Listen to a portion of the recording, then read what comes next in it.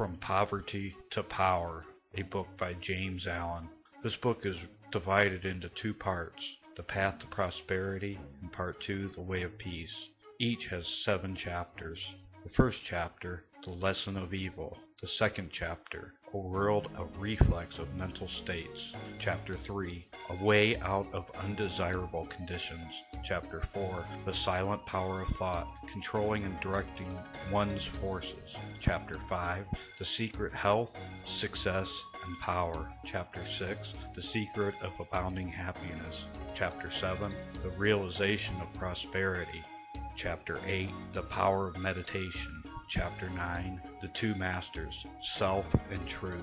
Chapter 10, The Acquirement of Spiritual Power. Chapter 11, The Realization of Selfless Love.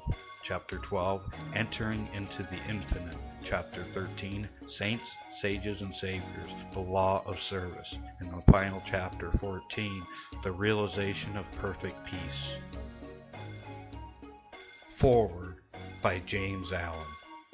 I looked around upon the world, and I saw that it was shadowed by sorrow and scorched by the fierce fires of suffering. And I looked for the cause. I looked around, but I could not find it. I looked in books, but I could not find it. I looked within, and found both the cause and the self-made nature of that cause.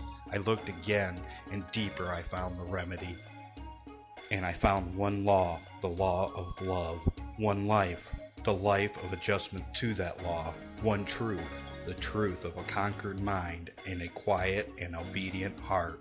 And I dreamed of writing a book which would help men and women, whether rich or poor, learned or unlearned, worldly or unworldly, to find within themselves the source of all success, all happiness, all accomplishment, all truth. And the dream remained with me and at last became substantial, and now I send it forth into the world on its mission of healing and blessedness, knowing that it cannot fail to reach the homes and hearts of those who are waiting and ready to receive it.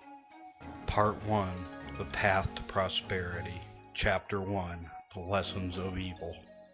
Unrest and pain and sorrow are the shadows of life.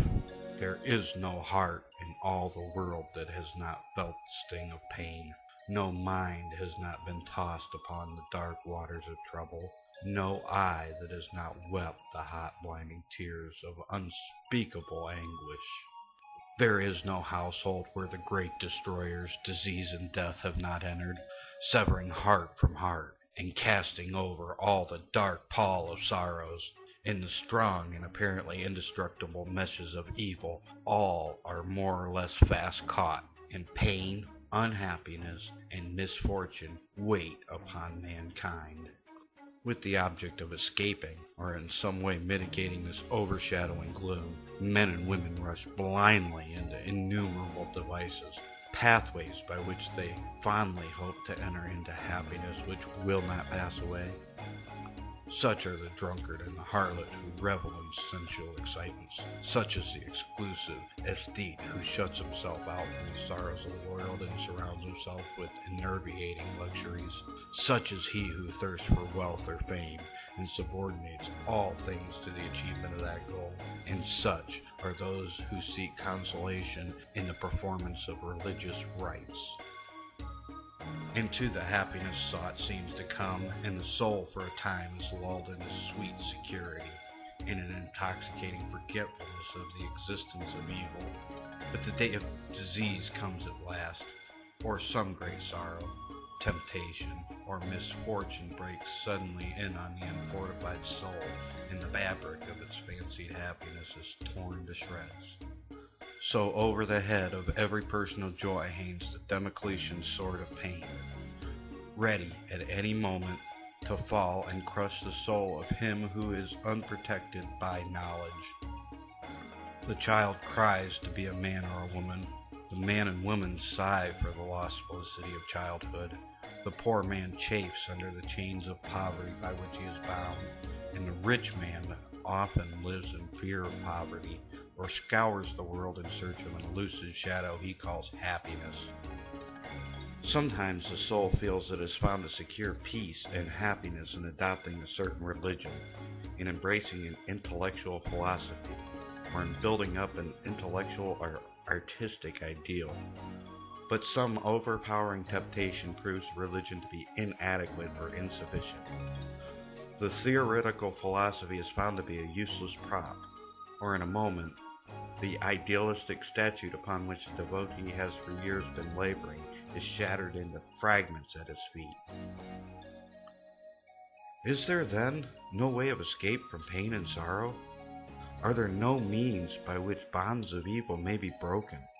Is permanent happiness, secure prosperity, and abiding peace a foolish dream? No, there is a way, and I speak it with gladness, by which evil can be slain forever. There is a process by which disease, poverty, or any other adverse condition or circumstance can be put to one side, never to return. There is a method by which permanent prosperity can be secured, free from all fear of the return of adversity. There is a practice by which unbroken and unending peace and bliss can be partaken of and realized. And the beginning of the way which leads to this glorious realization is the acquirement of a right understanding of the nature of evil. It is not sufficient to deny or ignore evil. It must be understood. It is not enough to pray to God to remove the evil. You must find out why it is there and what lessons it has for you. It is of no avail to fret and fume and chafe at the chains which bind you. You must know why and how you are bound. Therefore, reader, you must get outside yourself and must begin to examine and understand yourself. You must cease to be a disobedient child in the school of experience and must begin to learn with humility and patience the lessons that are set for your edification and ultimate perfection. For evil, when rightly understood, is found to be not an unlimited power or principle in the universe, but a passing phase of the human experience, and it therefore becomes a teacher to those who are willing to learn. Evil is not an abstract, something outside of yourself. It is an experience in your own heart. And by patiently examining and rectifying your heart, you will be gradually led into the discovery of the origin and nature of evil, which will necessarily be followed by its complete eradication. All evil is corrective and remedial, and is therefore not permanent. It is rooted in ignorance of the true nature and relation of things. And so long as we remain in the state of ignorance, we will remain subject to evil. There is no evil in the universe which is not the result of ignorance, and which would not, if we were ready and willing to learn its lesson, lead us to higher wisdom, and then vanish away. But men remain in evil, and it does not pass away because men are not willing or prepared to learn the lessons which it came to teach them. I knew a child who every night when its mother took it to bed cried to be allowed to play with the candle, and one night when the mother was off guard for a moment, the child took a hold of the candle. The inevitable result followed, and the child never wished to play with the candle again. By its one foolish act it learned, and it learned perfectly the lesson of obedience, and it entered into the knowledge that fire burns. And this incident is a complete illustration of the nature, meaning, and ultimate result of all sin and evil. As the child suffered through its own ignorance of the real nature of fire, so older children suffer through ignorance of the real nature of the things which they weep for and strive after, and which harm them when they are secured. The only difference being that in the latter case the ignorance and evil are more deeply rooted and obscure.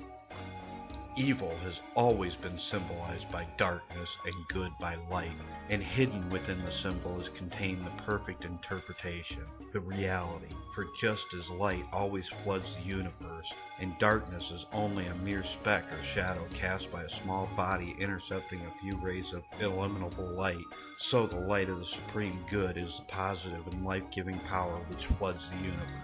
And evil, the insignificant shadow cast by the self that intercepts and shuts off the illuminating rays which strive for entrance. When night folds the world in its black impenetrable mantle, no matter how dense the darkness, it covers but a small space of half our little planet, while the whole universe is ablaze with living light, and every soul knows that it will awaken the light in the morning. Know, then, that when a dark night of sorrow, pain, or misfortune settles upon your soul, and you stumble along with weary and uncertain steps, that you are merely intercepting your own personal desires between yourself and the boundless light of joy and bliss, and the dark shadow that covers you is cast by none and nothing but yourself. And just as the darkness without is but a negative shadow, an unreality which comes from nowhere, goes to nowhere, and has no abiding dwelling place, so the darkness within is equally a negative shadow passing over the evolving and light-born soul. But, I fancy I hear someone say, why pass through the darkness of evil at all? Because by ignorance you have chosen to do so, and because, by doing so, you may understand both good and evil, and may the more appreciate the light by having passed through the darkness. Evil is the direct outcome of ignorance, so when the lessons of evil are fully learned, ignorance passes away, and wisdom takes its place. But as a disobedient child refuses to learn its lessons at school, so it is possible to refuse to learn the lessons of experience, and thus remain in continual darkness, and to suffer continually reoccurring punishments in the form of disease, disappointment, and sorrow. He, therefore, who would shake himself free of the evil which encompasses him, must be willing and ready to learn, and must be prepared to undergo that disciplinary process without which no grain of wisdom or abiding happiness and peace can be secured.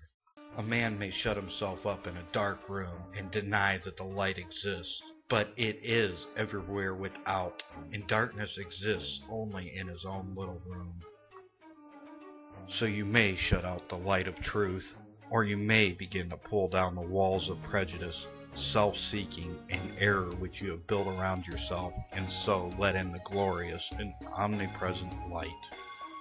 By earnest self-examination, strive to realize, and not merely hold as a theory, that evil is a passing phase, a self-created shadow, that all your pains, sorrow, and misfortunes have come to you by a process of undeviating and absolutely perfect law, have come to you because you deserve and require them, and that by first enduring and then understanding them, you may be stronger, wiser, and nobler.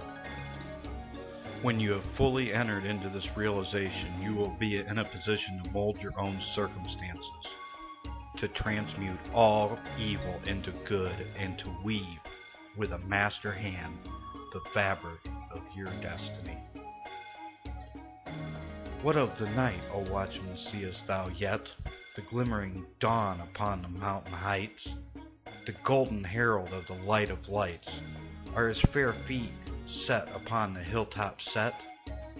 Cometh he yet to chase away the gloom, and with all the demons of the night strike yet his darting rays upon thy sight? Hearest thou his voice, the sound of error's doom? The morning cometh, lover of the light. Even now he gilds with gold the mountain's brow. Dimly I see the path whereon even now his shining feet are set toward the night. Darkness shall pass away, and all the things that love the darkness and that hate the light shall disappear forever with the night. Rejoice, for thus the speeding herald sings.